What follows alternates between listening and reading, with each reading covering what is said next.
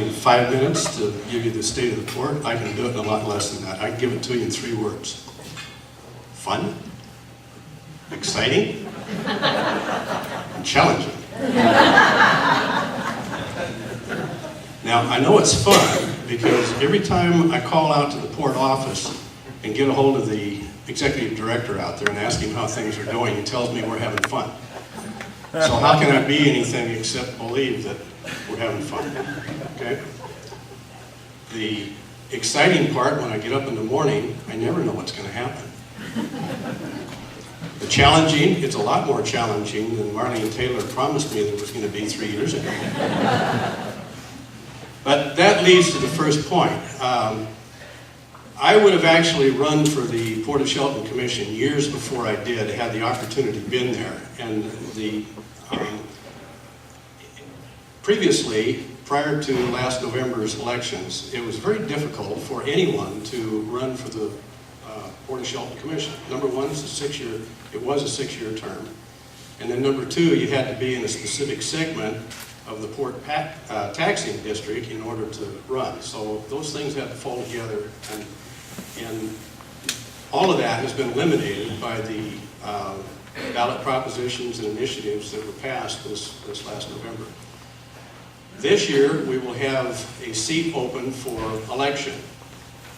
The person or the persons that want to run for that seat can come from anywhere in the port taxing district. No longer you have to be in one of the 3 specific segments. The commissioner districts have been eliminated from the port in the commission process. All of the commissioners now represent at large. They're elected at large. So there's an opportunity that comes more frequently because you don't have to be in any one of the 3 segments. The other thing that changed was that the term of office dropped from 6 years to 4 years. That makes the opportunity come up even more frequently. One of the other things I wanted to mention was what's happened with the fairgrounds in last year. As all of you know, when the county decided to drop the lease on the fairgrounds last year, the port inherited the buildings and the facilities from the port. And we were faced with the task of the relatively small port district covering the expectations of the entire community in what has been a fair operation in the past. And we stepped up to that, I think, in a fairly smart fashion. The model that is used out there now is the same model that we use for the leasing of any of our facilities, which is different than it was when the county had it.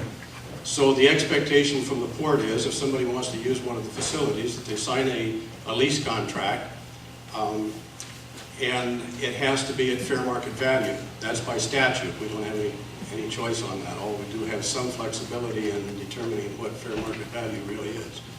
So it's not holding anybody up. As best we can not do that. We were successful as a result of an awful lot of effort that came out of the community, volunteer effort, and private funding that came out of the community last year to make a fair happen. Now, it wasn't the size of the fair that has been in the past. It's not the same name as it's been in the past, but a fair happened. There was a fairly good sized dog show that was pulled off in fairly good fashion. A number of other smaller things that were pulled off, and from the reports that we've gotten back on the success of the Oyster Fest this last year, I think that was satisfactory also. We think we're going to be able to carry that forward in those type of operations in the next 3 years up until December of 2013, when the Federal Aviation Administration has insisted that that facility be turned back to an aviation-related facility. This community needs to start thinking about what it's going to do for facilities like that after 2013. Because the port, there's a good likelihood we're going to be forced into a position where we're no longer going to be able to carry that. So we've said that before, we'll keep saying it. It's the way it is.